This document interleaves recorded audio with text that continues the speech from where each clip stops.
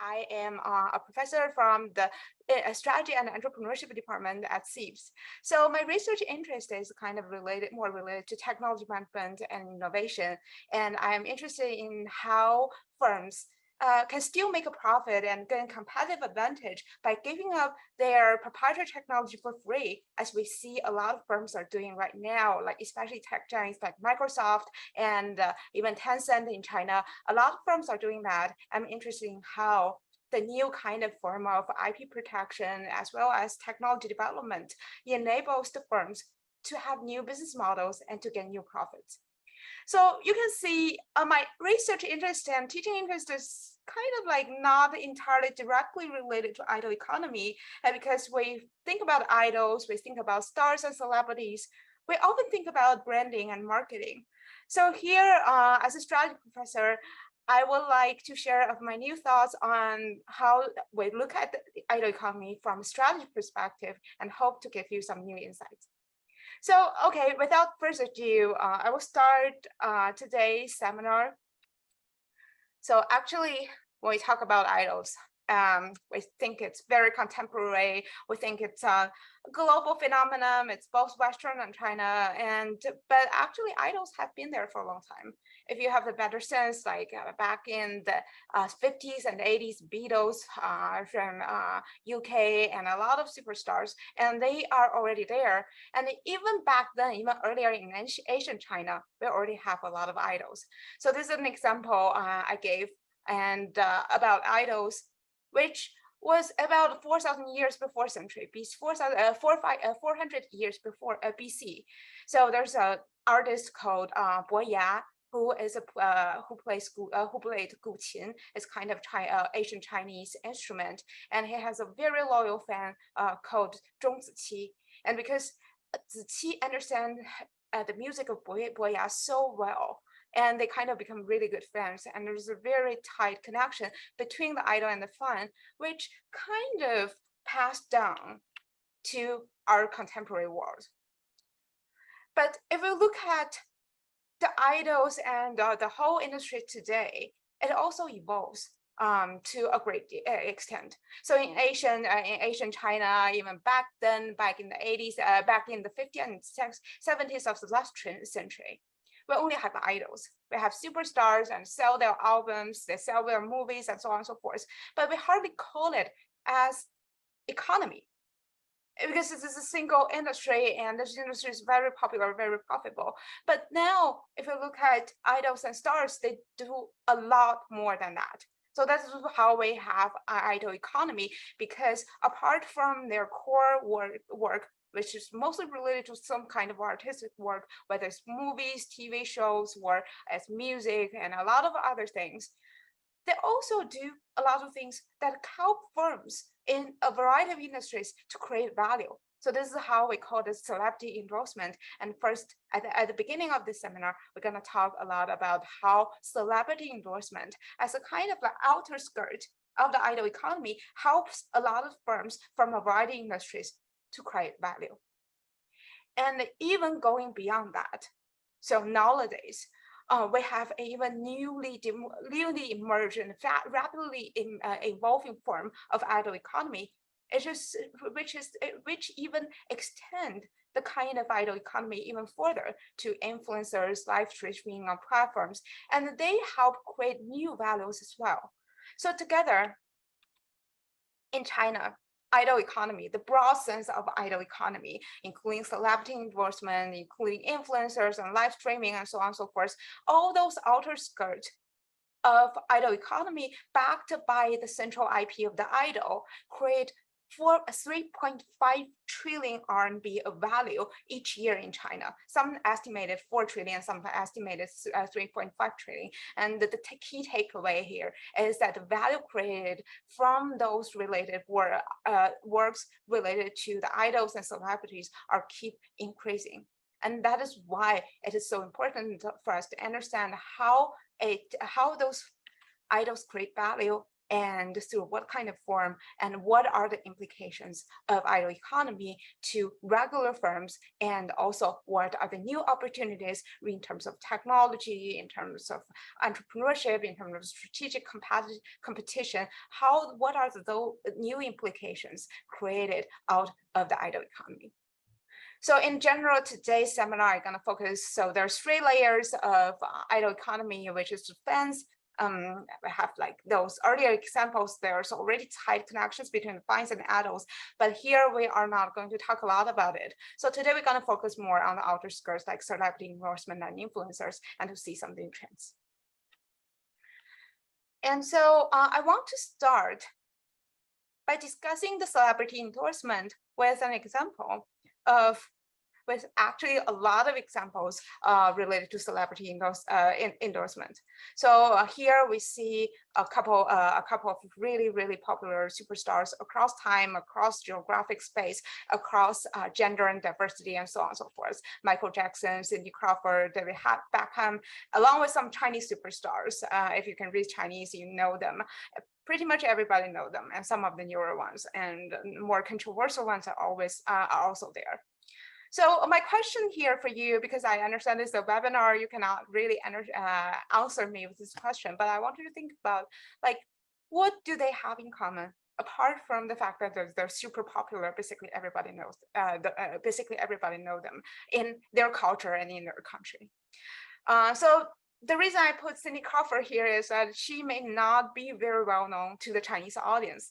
Perhaps her daughter, who is also a supermodel now, is more familiar with the Generation Z in China. But this picture is really stunning, and it has a lot to do to where I'm going with all those names of the superstars.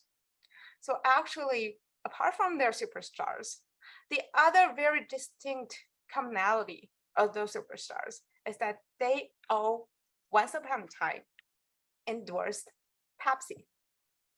So this is the Pepsi, the very famous advertisement by Cindy Crawford for Pepsi back in 1992. So one of the reasons is that Cindy Crawford is not very well known in China now. Perhaps a couple of years back, it will be a different story, but now it's like one of the lesser known superstars. But when I look at YouTube, when I was searching for the materials to put together for this webinar, actually, what I saw on YouTube is a lot of people kind of like echo through this advertisement in 1992, where Cindy Crawford endorsed Pepsi in the events of Super Bowl. So a lot of people, even back then, like today and 1 year or 2 years ago, they commented on YouTube saying, "Oh, I still remember this advertisement from my childhood, and Cindy Crawford is so stunning." So you see a lot of comments here, and that actually says something. So the endorsement by the superstars, by such kind of celebrities, can have a long-lasting imprinting effect on those brands. People remember the brand's product, maybe because it won very impressive advertisement.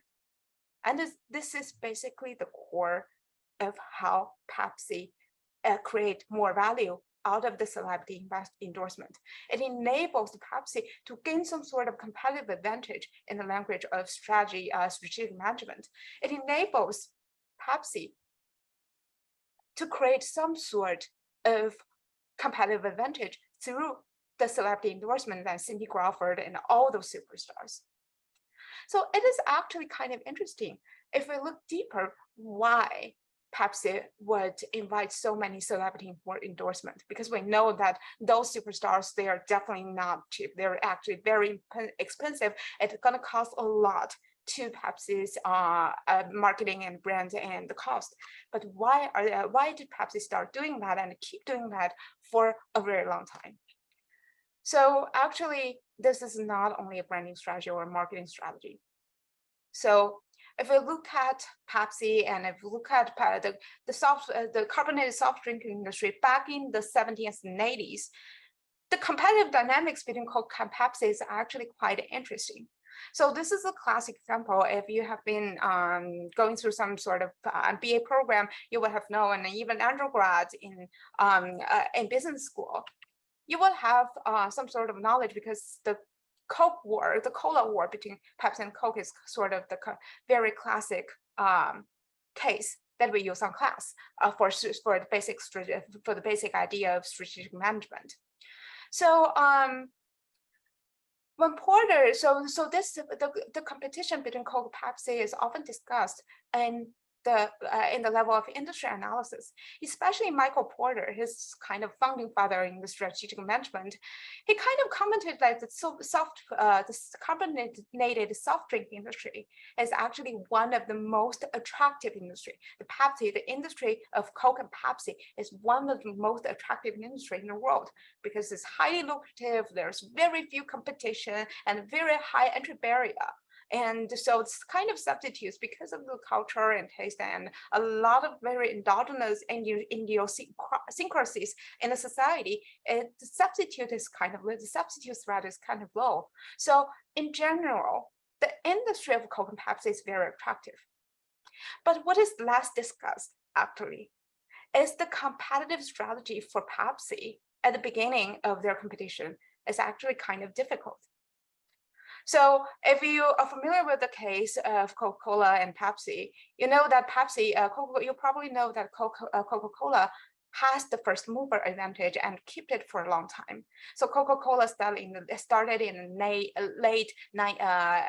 early 20th century, and he kind of became the market leader before the World War II. But this leadership was heavily reinforced because the actions, the kind of behavior, the marketing strategy they took in the World War II, they want every American soldiers to have a taste of Coca-Cola no matter where they go. So such kind of strategy make the Coca-Cola kind of national brand. Everybody recognize it, and Coca-Cola gained the majority of the market share. This is the time when Pepsi start to take off. So basically, we're looking at the duopoly. There's indeed very few competition within the industry, but it is very difficult for Pepsi to compete with Coke. What is the reason behind that? So if we think about competitive strategy, there's two general types. So if we also talked about this in class, one is cost leadership, the other is differentiation. So those are the very general types of strategy that firms can leverage in order to achieve competitive advantage. But actually, both strategies are very difficult for Pepsi at the time when Coca-Cola is taking leadership role back in the 50s and 60s of the 20th century. So why cost leadership is not very very feasible is because this industry is highly lucrative. So if we think about the kind of the raw material inputs required for manufacturing carbonated soft drink, it is really kind of low cost.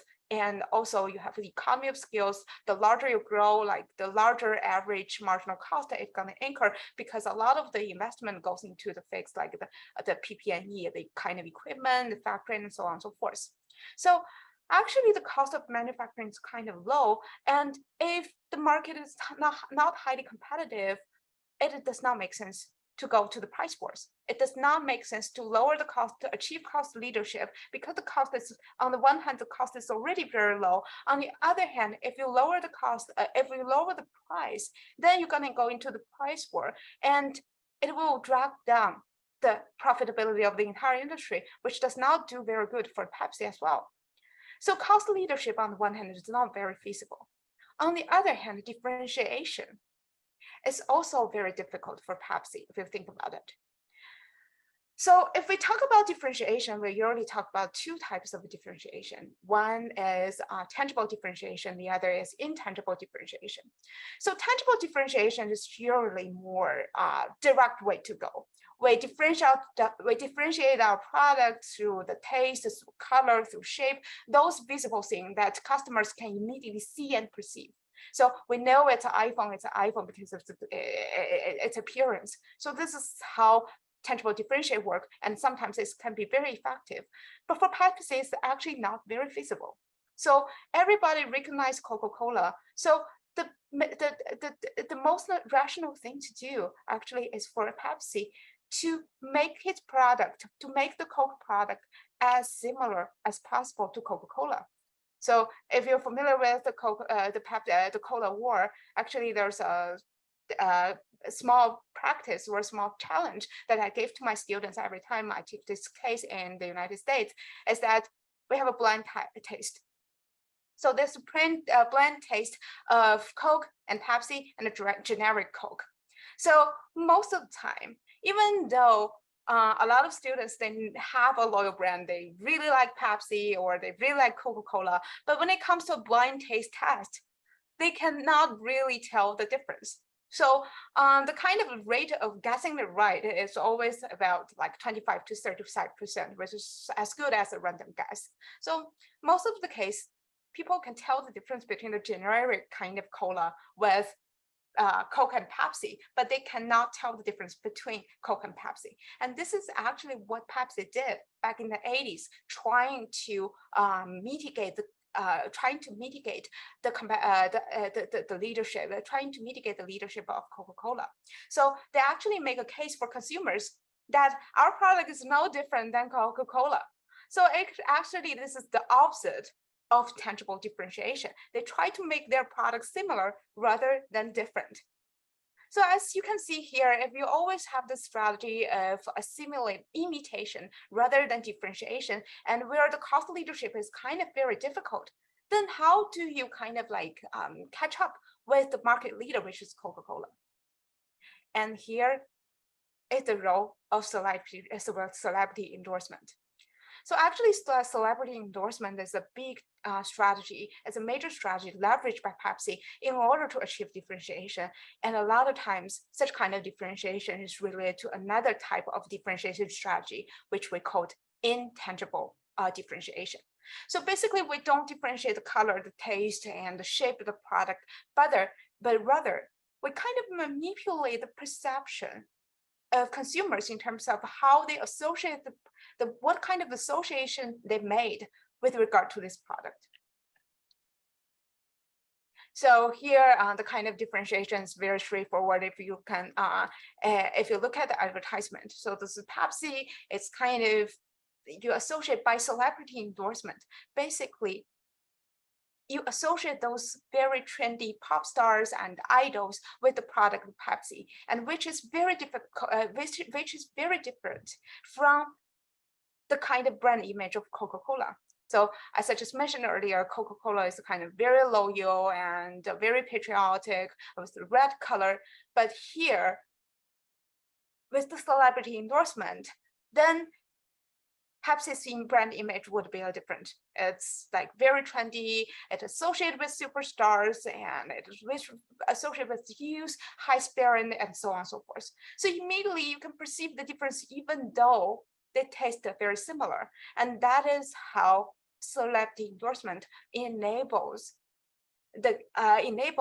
Pepsi to kind of differentiate itself on the market with Coca-Cola, the market leader.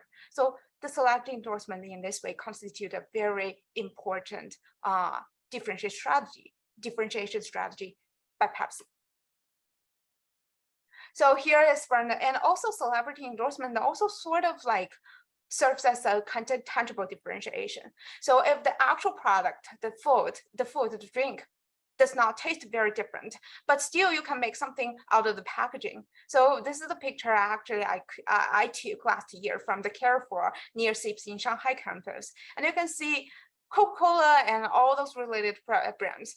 The packaging is very similar. It kind of emphasized the brand itself, but rather, if you look at Pepsi, it emphasized last slides, it emphasized those superstars and that endorsed the brand. So those images, by looking at the packaging, you can see the difference. And actually, as I took another pictures that day, we're talking about China's the idol economy in China. So I actually took some celebrity endorsement to China brands. So this is a celebrity endorsement to kind of like a potato chips product. So you can immediately see the difference if you know. The key takeaway here is that you know the idol. The idol here who kind of endorsed those chips. like, well, I know the idol is Wang Yibo and he's pretty popular. He's probably the number one, like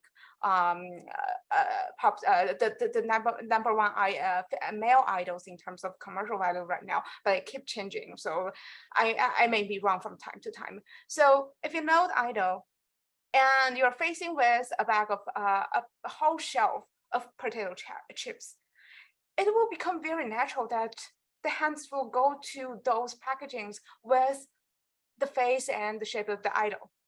So it is kind of like really interesting. And it's just the kind of differentiate strategy here is that the potato chips cannot taste worse. So it's carbohydrate plus fat. So it is always delicious. So if I want to buy a pack of potato chips, then how do I decide? So we cannot immediately see the product quality, and we know it must be very good, but there's so many different selections. So it is very natural, like we go into something we like. It might not be the actual taste, it may not be the actual brand, the actual brand, but those idols that endorse the brand and are printed on the packaging. And here is so in this way, those idols, they serve also as a very effective strategies of differentiate strategies that enables customers immediately see the product from a variety of different products. So a lot of times those strategies, they are very important because we have so many variety of products, especially with regard to fast consumption goods. So we have so many varieties, and consumers constantly face the information overload.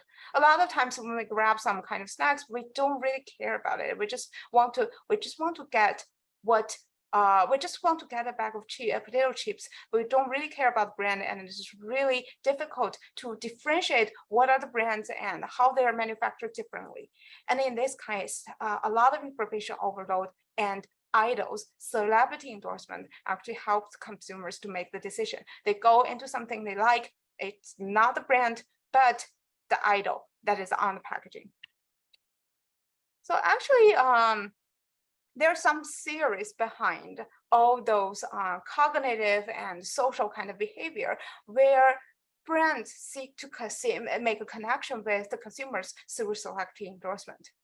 So when we talk about idols, we talk about celebrities. The most distinct feature is that they enjoy a lot of popularities among the audiences. So the audience can be regular people, can be their fans, but the popularity is a key takeaway.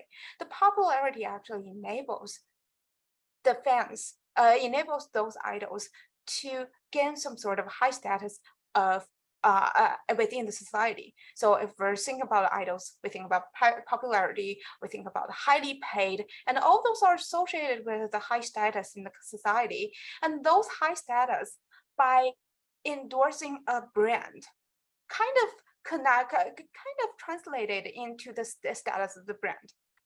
And then when consumers make the choice, when the product quality is not really observable, there's a lot of information asymmetry as well as information overload. They do not make their choice based on the actual product quality, but on the status of product. If I grab a bag of chips, if I grab Pepsi, then I feel that I'm more closer to Cindy Crawford, and that makes the product more desirable. And even when in some cases, it may not be the case in food, but in some cases, consumers can perceive that this specific product would have a higher quality because it is endorsed by a high status people. So a lot of times the status would serve as a signal of product desirability. Consumers' propensity to buy a specific product is influenced by whether or not prominent others they know would do the same.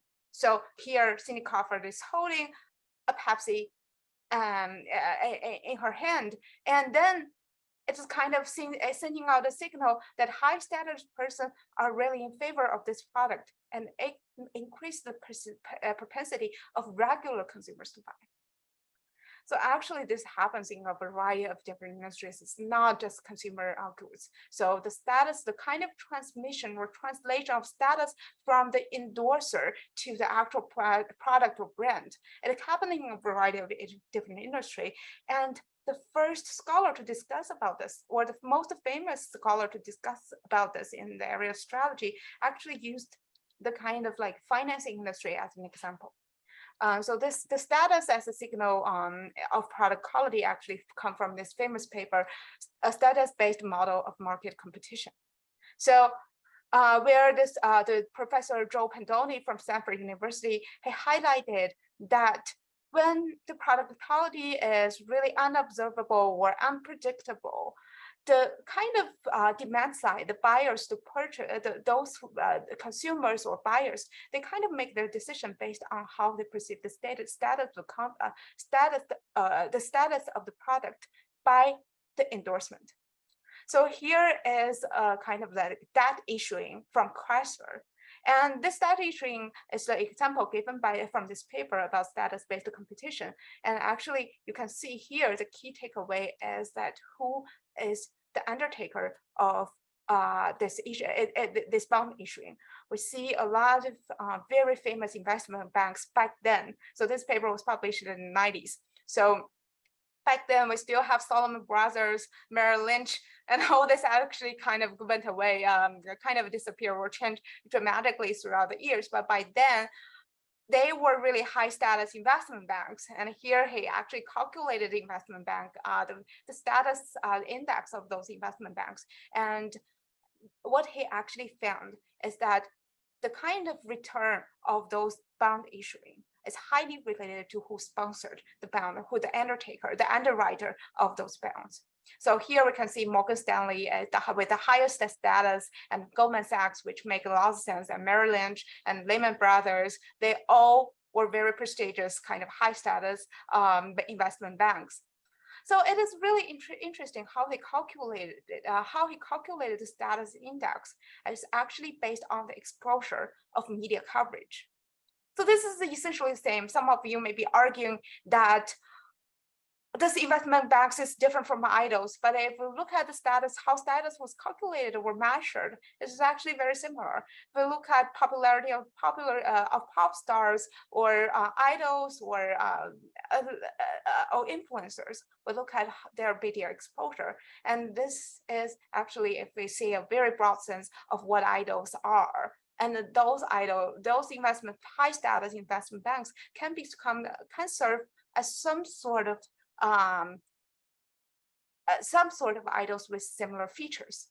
So the key takeaway here is that idols, as well as some high status endorsers, they will, similar to the celebrity endorsement of consumer goods, the prominence serves as a signal so that it enables the consumers to perceive the product, the focal product, as with better quality and better desirability.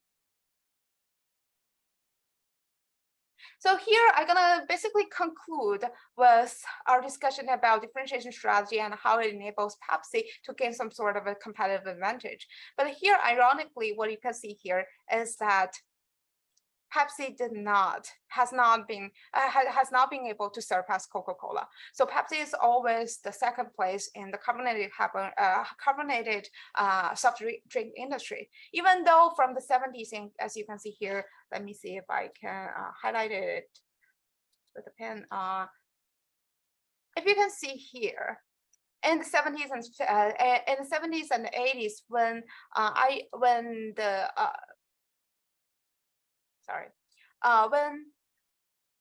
Pepsi started using the celebrity endorsement, it did give Pepsi a sort of bump in terms of market share.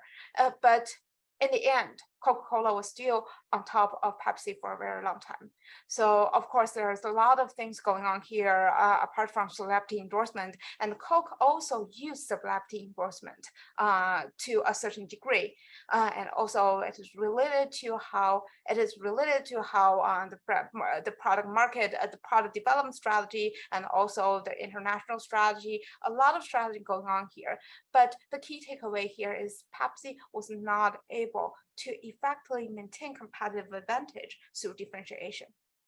So on the one hand, we see differentiation, Pepsi celebrity endorsement was sort of the only way to go back then when it faced fierce competition from Coca-Cola as the market leader. But on the other hand, we see that celebrity endorsement may have some drawbacks. So from here, you may wonder, like, what is the strategy of Coca-Cola? And here is some of the endorsements, so-called celebrity endorsement of Coca-Cola. And you can see it's very different. So of course, Coca-Cola use like the actual pop stars or idols as a celebrity endorsement. But at least in China, the most famous endorser of Coca-Cola is Warren Buffett. Warren Buffett have been investing, we know that Warren Buffett have been investing in Coca-Cola for a very long time. And he is more of an investor and not those paid endorsers, but still his effect, like as a very high status person, again, play a role in the differentiation strategy of Coca-Cola. And the other very interesting phenomenon of Coca-Cola in terms of who endorsed Coca-Cola is that the Coca-Cola has this virtual kind of idol of the polar bear. The polar bear has been on and off, and if you look at Super Bowl, a lot of Super Bowl advertisement of Coca-Cola is related to this polar bear rather than superstars. And you can see how the celebrity endorsement strategy of Coca-Cola is different from Pepsi, which is a really interesting trend we're going to talk about in a few slides later. But before that, if you look at the strategic outcome of Pepsi and so the use of celebrities, we can see there are some drawbacks. And then we're going to discuss those drawbacks of using idols for celebrity endorsement in the next session. So basically here, what we can see here is that using celebrity endorsement has some sort of risks. So it enables, so from the graph, we just see related to the competitive dynamics between Coke and Pepsi. We can see that Pepsi was able to gain competitive advantage only for a specific period of time. So it catch up with the market leader from 1970s to 1980s. But after that, the kind of like gap in terms of market share still persists. So this is actually consistent with what we see about what kind of resources and what kind of strategic resource acquisition strategy enables the firm, what enables the firm to acquire long-lasting competitive advantage. So here's another very important framework in strategy, like how do firms generate competitive advantage? And the fundamental thing here is that firms has to have resources with four different four features. So they are VRIO. So we call this VRIO framework. The resources possessed by a firm in order to maintain sustained competitive advantage has to be valuable, rare, inevitable, and organized into the system of a firm. So this is what we call VRIO. So if we look at celebrity endorsement back then, are they VRIO resources to firms who use celebrity endorsement? So actually the answer is no. So celebrities, they are definitely valuable. They create a lot of value, as we can see. It makes it increases the impulse for consumers to purchase a specific product, and they're definitely rare. So actually the rarity is something we're going to discuss in a few slides. They're definitely rare. There's only so many idols, so many celebrities, especially in the old age, pre-digital age. There's only so many celebrities. So they're valuable, rare, but they're not inimitable from the perspective of brands. So one celebrity, they can endorse multiple brands. And if we can see, this has happened all the time. We see Michael Jackson, we see Britney Spears. They kind of endorse a variety of brands. And nowadays in China, we talk about idol economy in China. To measure the commercial value of idols is actually the most important criteria is to look at how many brands it endorsed. So actually one idol, they can endorse multiple brands at the same time. That makes those celebrity endorsement not an inimitable resources. So whether it can be organized, those celebrity endorsements can be organized to the firm system, including the product and so on and so forth, is another story. It really depends. For Pepsi, it really did doing a great job, but still there's a lot of risks we can talk about, especially we kind of see pop stars and idols, they change over time. We see Cindy Crawford, she was so popular as a supermodel back in the 90s, but not anymore. And that creates a lot of risk with regard to how you manage your firm reputation, how you manage your firm status and firm image. We want firm image to be long lasting, like the Coca-Cola with the polar bear. Really, so, but the changing trend of idols actually make it more difficult. So this is some of the risks faced with using celebrity endorsement as a differentiation strategy. So they're definitely valuable and rare, but they're not inimitable, and it's questionable whether those celebrity endorsements can be organized to the whole strategic system of a firm. So we talk about some of those drawbacks of using celebrity endorsements just now. And some of the others is match with target customers. So basically, we're looking for high status individual to endorse our product. But whether those high status individual at the society level match with the specific perceptions of our target customers, that is another question. So from this perspective, we see a lot of luxury brands using celebrity endorsement. We see a lot of fast consumer goods, they use celebrity endorsement because they are targeted at those publics in general, or those high-end publics, those high net worth individuals that are kind of closer to those celebrity status in general. So they are kind of effective strategy. But if you're developing a very niche, very focused market and with very targeted customers with a different taste, they may not like the celebrities who are very popular, even though those celebrities, those idols, they are very popular at the societal level. So if that is the case, then it does not match with your target customer, and it can incur even higher cost if there's a mismatch. And another very big drawback is the unmeasurable cultural effects. So what do I mean by this? Is that we use celebrity stars, we see the case with Coke and Pepsi, and then we don't know what happened. We don't know the actual effect. How many products enable, like how many more products the Pepsi was able to sell because of the celebrity endorsement? It is really difficult to tell. There's a lot of things going on with the product strategy, with firm strategy, with expansion, with diversification, and with so many things going on. It is really difficult to tell the specific impact of the specific idol celebrity endorsement. So those make the causal effects very difficult to measure, and this makes subsequent strategic decision very difficult to conduct. And we talk about conflicts between brand name, identity, which we want to be long lasting. And we'll also talk about how idol and popularity, the popularity of idols and celebrities, they keep changing over time. The public taste in general will keep shifting. And that is kind of in conflict with the kind of long-lasting firm image we want to establish in general. Of course, we want sometimes, especially with regard to the changing time, technological change, we want the brand name to have a newer kind of like updating. But in general, we want the brand name to be rather stable in a lot of times. And the last one, which is really important, and it is also related to how the industry of idols create value, is the high uncertainties due to the complexity of the value chain. So basically what we're saying here is that we see, especially in recent China, we see a lot of scandals related to idols. And all those idol scandals, they kind of create a lot of uncertainties to firms. Once there's a very big scandal of an idol, those brands who paid a very high price to invite those idols to endorse the brand have to cut them off. And those will incur a lot of cost, whether that related to the breach of contract, related to the damage of social image, and so on and so forth. So a lot of those uncertainty going on, and it's related to the complexity of the bad idol producing industry.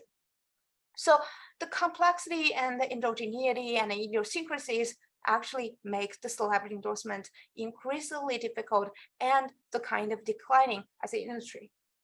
And here I'm going to show you why I'm saying that. So celebrity endorsement is a big part of, it used to be a big part of the idol economy, but as we move forward with the digital trends, with a lot of like how we perceive idols, I think this industry, this value chain of celebrity endorsement will gradually shrink.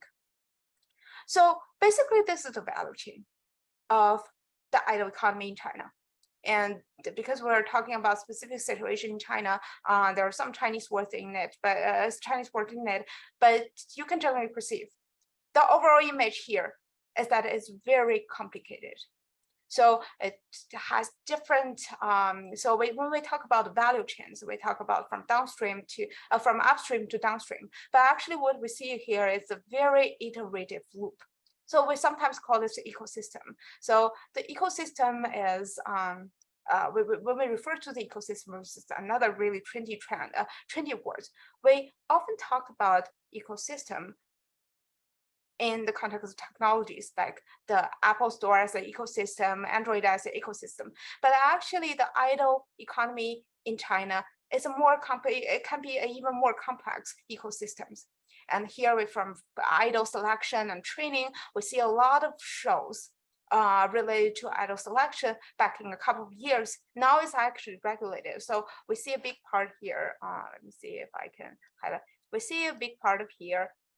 Actually, the ecosystem here, this big part of the ecosystem here are gradually shrinking, even disappearing because of regulation. But still, this is very upstream. It used to create a lot of value. And then once the idol is produced, when the idol emerge, a lot of popularity start to emerge to a kind of 1 or 2 or 3 what we call trainers. And then they have the fans club, which is professionally managed. And this constitutes the core layer of the fans economy, if we recall at the beginning of my presentation. And then we have all those different variety of industries of sustaining the kind of status of those idols. That is through the IP work. So from movies, from music, for social media and shows and comics, there's a lot of things related to the IP economy. It's related to idols and celebrities. And all those itself is a very complicated ecosystem. So those on the right, if you can see here, it's an example I given by from Tencent's investment, the number of investment made in the entertainment area. So you can see how complicated it is. Like Tencent as a big player in the entertainment area, it invested in a lot of variety of different firms, including the platforms of novels from the very upstream all the way to gaming and game making and game producing to game distribution and then to comics and to the TV shows, and a lot of different IP work going on, and they are all interactive with each other together. And all those things on itself, it's complicated, and they also interact with the idol and idol selection and idol training as the distribution forms of those reality shows based on the idol selection process. And after this, we have a very complicated process of celebrity endorsement. If you see, you can see here, the celebrity endorsement process interacts with the brand for the firms with the actual product in a different industries, and they all also interacts with the IP work. You see a lot of advertisement in those TV shows, and they sort of endorse the reality shows as well. And also, it kind of goes back to the training. So the training is part of that. As I just mentioned, the training is part of the show, and they are all interact together. So all this very complicated value chain, if we want to talk about the value chain of those idol economies, it's probably gonna take longer than 1 hour. So, but the key takeaway here is that there's a lot of interdependencies. There's a lot of complexities within the ecosystem of idol economy in China. So on the one hand, this is actually a good thing. So we see so many elements on the screen, and each of those elements, they can be part of the value creation part. So each of those activities, they create value, or they produce value. And some of those activities, especially with regard to celebrity endorsement, they capture value for both the brand, the firms, and also those who are related to the idols along the value chain. So each of those, as those elements adding onto the ecosystem, you have more value creating opportunities. But on the other hand, as I just mentioned before, it creates a lot of uncertainties and complexities. And if you change one of those elements, if one of those elements, like the fans management, sometimes the fans, they say something inappropriate in social media, it will backfire the idol, it will backfire the brand endorsed by the specific idols, and it will backfire TV shows and so on and so forth. One small word made by the fans, not even made by the idols, they will create unpredictable impact on the whole ecosystem. So this is where the uncertainty kind of unfold in terms of using idols as a celebrity endorsement, because the value chain is so complicated and it is so organized in every part, so well organized in every part of the value chain of the ecosystem. If one component within one part goes on, because of the interactions, you will have unpredictable, a lot of times undesirable outcomes. So if we go back to the theoretical framework behind all those complexities and uncertainties associated with celebrity endorsement, one common word, which is becoming increasingly popular as well, is the concept of entropy. And if we look at idol economy, the idol economy ecosystem in China as a kind of system, like a very complicated system, then entropy can actually play a role in here for us to understand what is going on and when it is so complex. So basically, entropy is initially it's a physical word referring to unused energy, basically originating from the move of atoms. So now entropy basically is used to describe the kind of chaos within a system.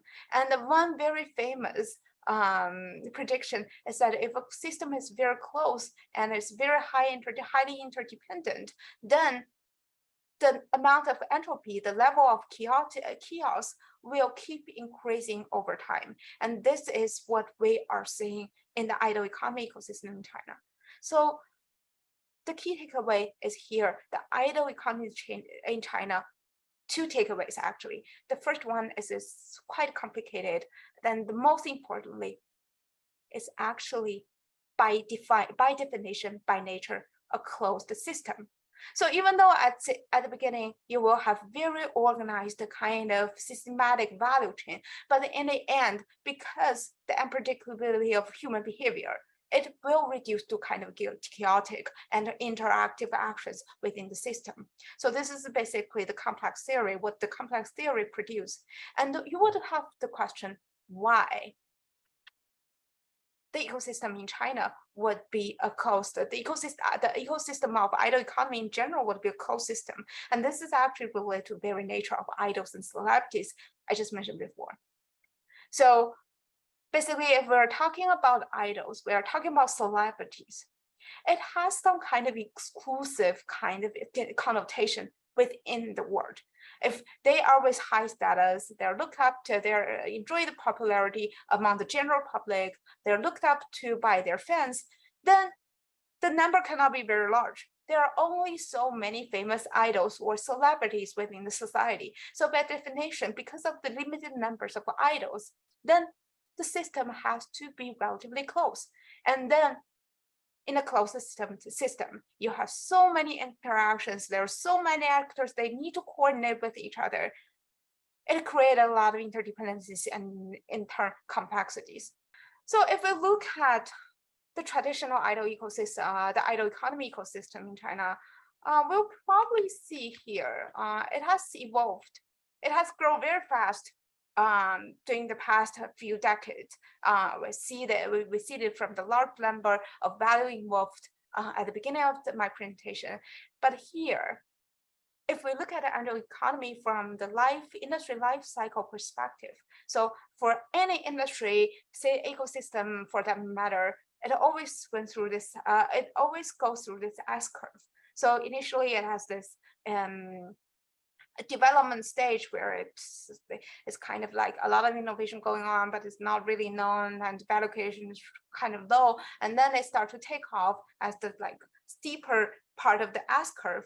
And then it went through this mature stage where the kind of the equilibrium kind of reached and the maturity of the industry kind of reached.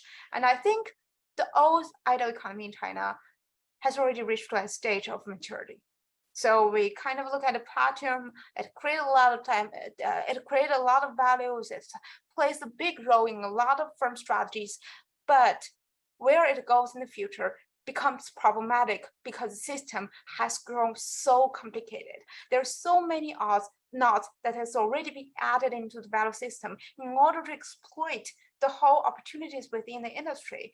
But now, because of those interdependencies, those linkages from the value chain upstream to downstream, it become increasingly risky to use celebrity endorsement to participate in the ecosystem of idle economy, traditional idle economy in China.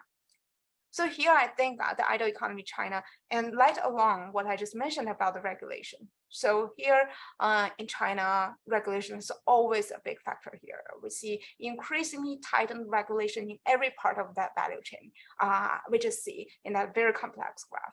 So from the idle producing show is no longer permitted. It's basically no longer permitted in China because of some bad incidents happened a couple of years ago. And also there are strict restrictions regarding the producing and releasing of TV shows. There's a lot of content regulation, and there's a lot of actor regulation on the actor and actress and so on and so forth. So a lot of regulation going on, which makes it is even more risky for the firms to invite those celebrity endorsement.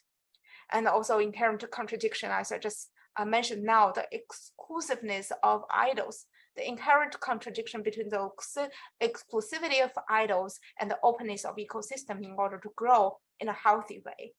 And last but not the least, which I'm about to start, I think I have 15 minutes maximum, which I'm about to start at the rise of social media. So from social media here, we actually see the potential of a second S curve here, which I highlighted in blue.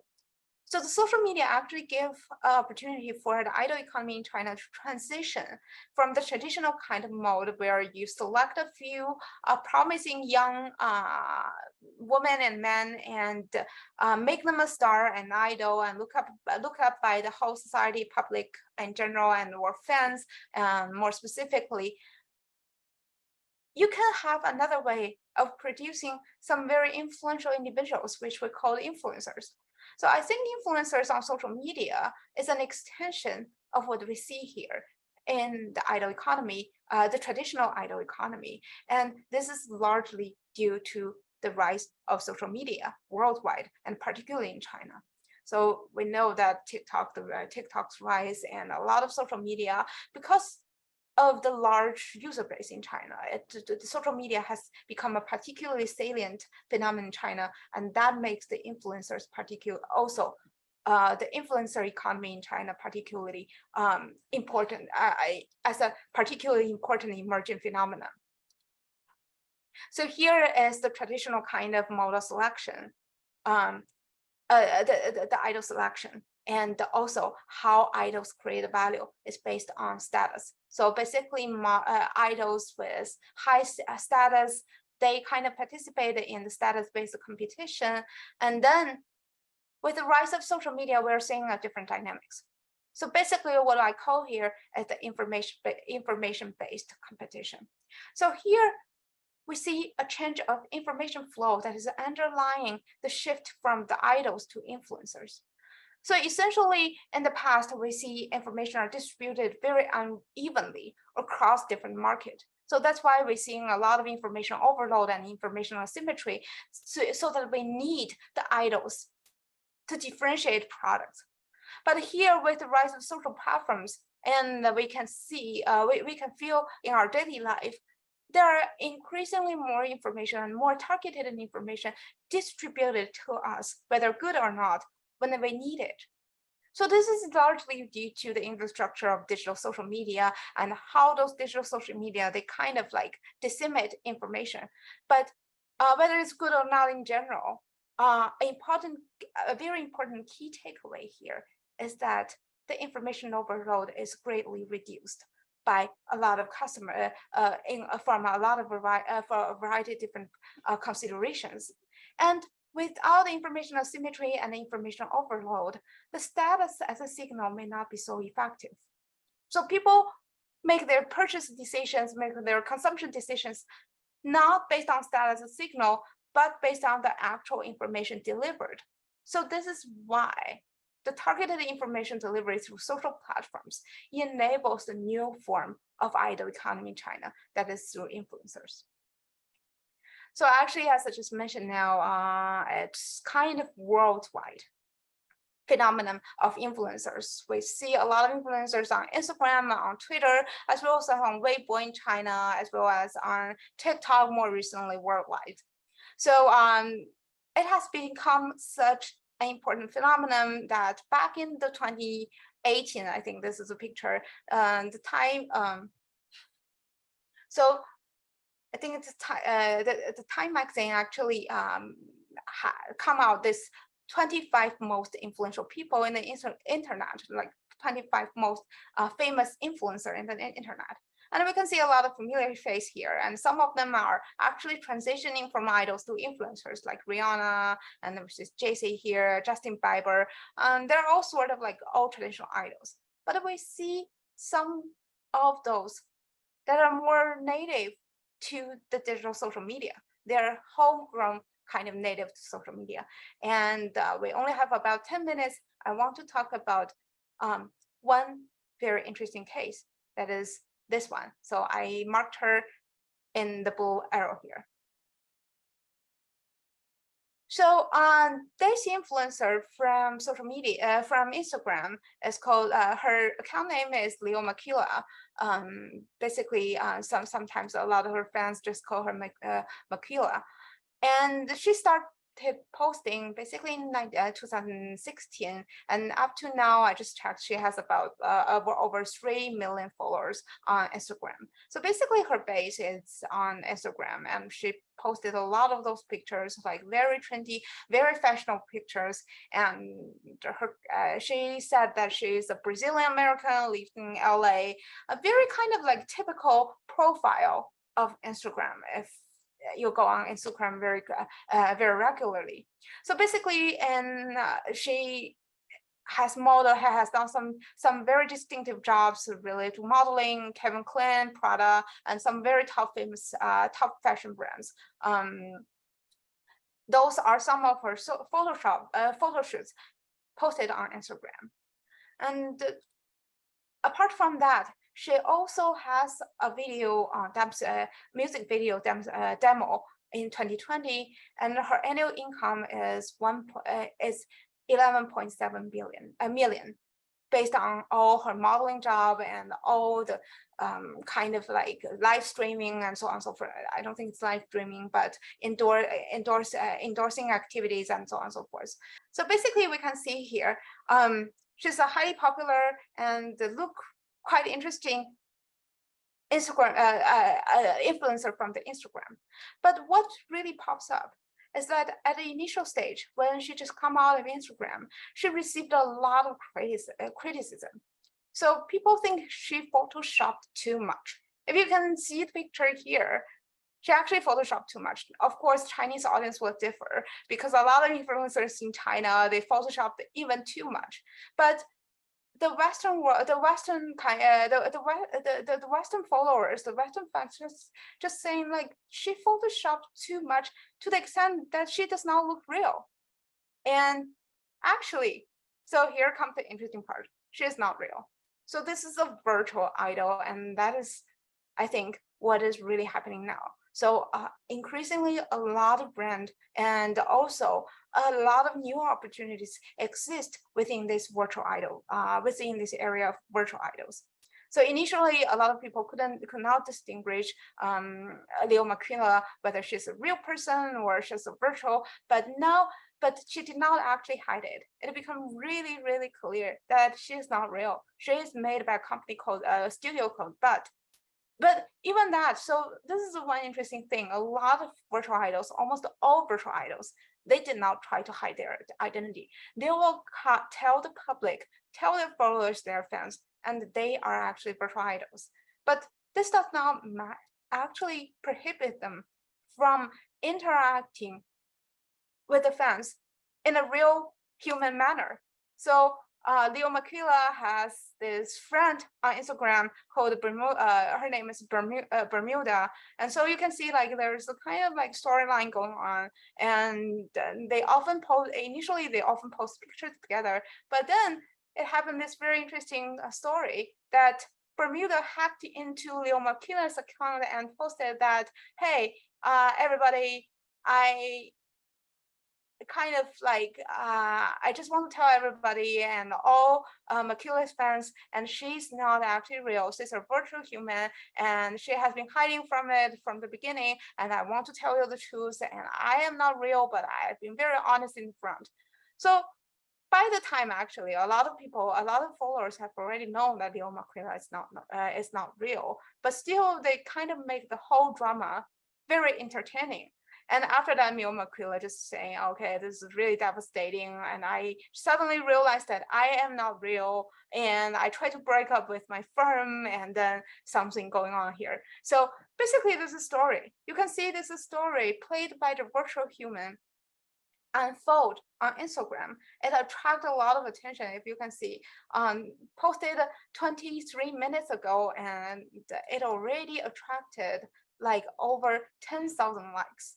So you can see people like such kind of interactions with even with virtual idols, and because those stories, they just unfold in front of them, and it still the feelings, the kind of like thing, you just feel like this is really familiar. And you can see Makila, after that, Makila has sometimes make fun of this incident and with this post. So this is, you find out you're a robot and your family lied to you. And this is something that you will feel happen, like this kind of emotion you will feel happen to a regular kind of teenager that you see every day. So such kind of virtual human but real connection with the fans is really something that's backing up the popularity of the virtual idols. So let me give you some statistics here. Yeah, right. So if you can see here, it's to some extent really, really surprising that virtual idols, people interacted with the virtual idols or virtual influencers more than the actual idols. Actual influencers. So here in the green bar is kind of the average worldwide engagement rate of influencers, and the pink purplish ones are virtual influencers engagement rate. You can see it's actually much higher, especially when we come to like those really, really top virtual influencers. They actually engage with fans more frequently, and fans are even more willing to engage with them. And this is some study done in China that say that a lot of people are willing to accept virtual idols, and they are also willing to spend on virtual idols. So this actually shows the promising of virtual idols, and I'm gonna give you some summary of why this is the case. It enables the people to connect with the virtual influencers to connect with the followers and the fans with real emotions, despite they're not real. And also it is better control because those virtual idols are totally based on the storylines made by the underlying firm. And it has more diverse ways of interacting and performing. So this is actually Liu Yexi is another very popular virtual idols in China. And you can see with only 2 short videos posted on TikTok, she already has more than 4 million fans, followers. And with the likes is more than 8 million. So now we are seeing she probably has more than 8 million followers. I haven't checked the very recent statistics, but you can see here, like the more diverse ways of presentation, the more diverse ways of performance, it attracts a lot of curiosity. And lower uncertainties I just mentioned before with behavioral issues. A big part of the complexity I just mentioned before is that a lot of behavioral issues of fans and also idols, they're out of control. If an idol was falling in love with the wrong person, then it kind of backfire with the whole entire system, ecosystem. But with virtual idols, it's more controllable. I'm not saying that it's entirely controllable, but it's definitely more controllable because you have a storyline that you can actually follow and based on. So basically lower uncertainties, and more importantly, I think this is really where we're going on, really where it will be going in the next couple of years is the digital nature of those virtual idols. So the digital nature of virtual idols is really important if we look at the newly emerging trend of metaverse and Web3. So basically, if we take away a big takeaway of metaverse and Web3 is that the validation and the capture of value, the economic value from digital assets. So our internet has been evolving in a lot of years, and a lot of social interactions are done, and the social information are created out of the internet itself. So we call it, sometimes we call it digital native. And the problem with the current internet is that a lot of those information, these digital assets are not fully validated in terms of value. So Web3 and the metaverse, for that matter, is a big opportunity for everyone to capture the digital value of the economic value of digital assets. And if we're connecting the idle economy I mentioned at the beginning, then when they come to a virtual world, virtual idols has a natural advantage because people can immediately place those idols and their values and associate those idols and their values with the digital assets because they are in the same digital world rather than real idol, they represent some kind of digital arts, and it's going to be really difficult for people to connect, like how much it signals the status and how much it represents the quality and how much information that is reliable.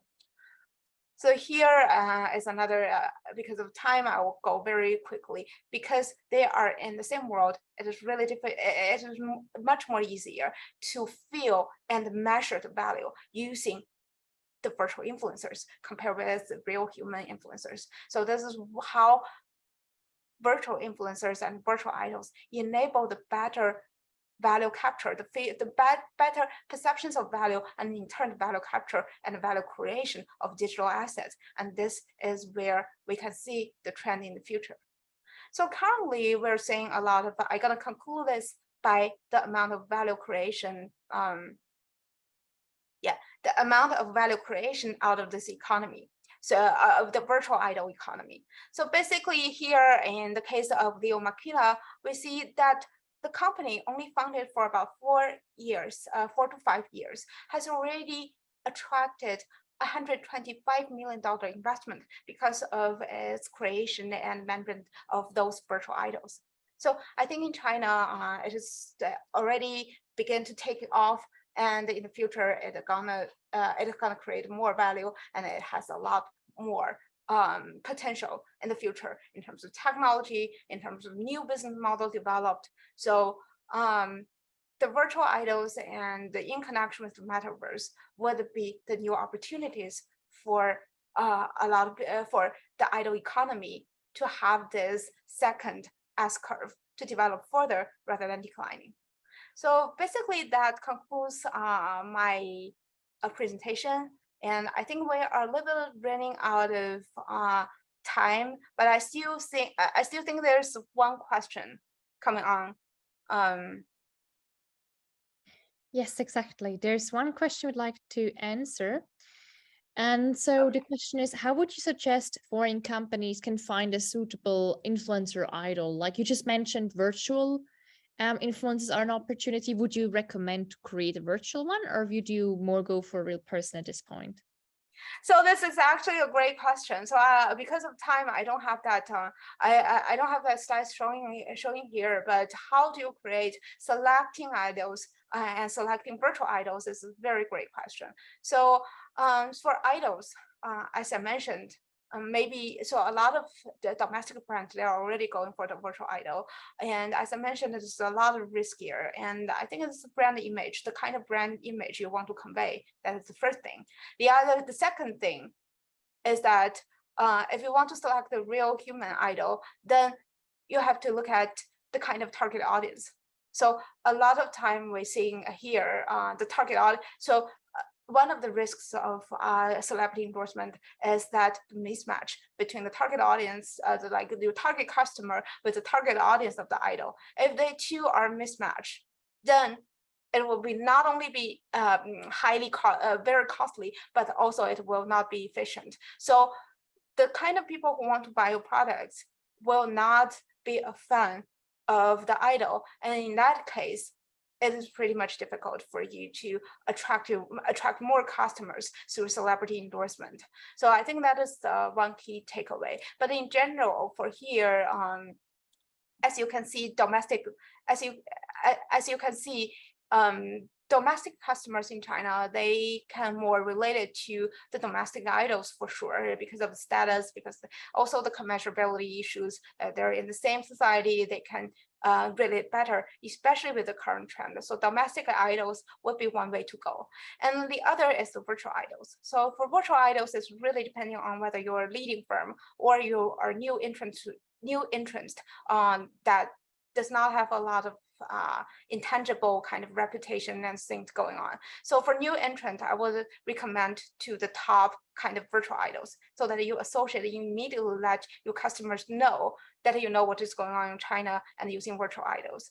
But if you are some market leaders like Coca-Cola, and it's actually more efficient and more cost efficient and more performance efficient, you go for your own idols, because in that case, you have more distinct kind of like differentiation compared with others. The polar bear, everybody knows the polar bear from Coca-Cola, and it is a very stable, very salient image and brand image that represented by some kind of virtual idols developed by your own, and that it will reinforce the competitive advantage if you are a market leader. But if you're new entrant, it is not recommended to do so, because the influencers in general, we did not have time to talk about it, but for influencers in general, it has this network effect. People are attracted to the influencers because they can interact with each other. So, and because they can interact with other brands. So this is essentially what we see in platforms.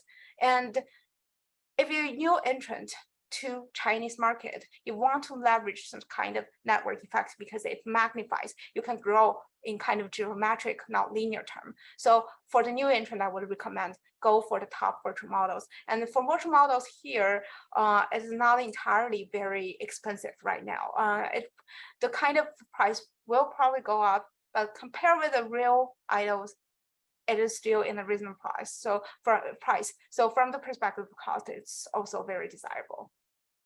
Perfect. Thank you so much for this insightful answer. I'm sure this is going to be helpful in the future. And like you mentioned already, this brings us to the end of today's session. Just a hint here, if you would like to follow our content, please scan this QR code. It leads you to the CEIBS Canva site on WeChat. And I would like to thank again Professor Yang here to be here with us today for your insights. It was very, very interesting. And I wish everybody a good evening or a good afternoon or lunch. Thank you. Thank you. Thank you, everybody. Thank you, Marianne.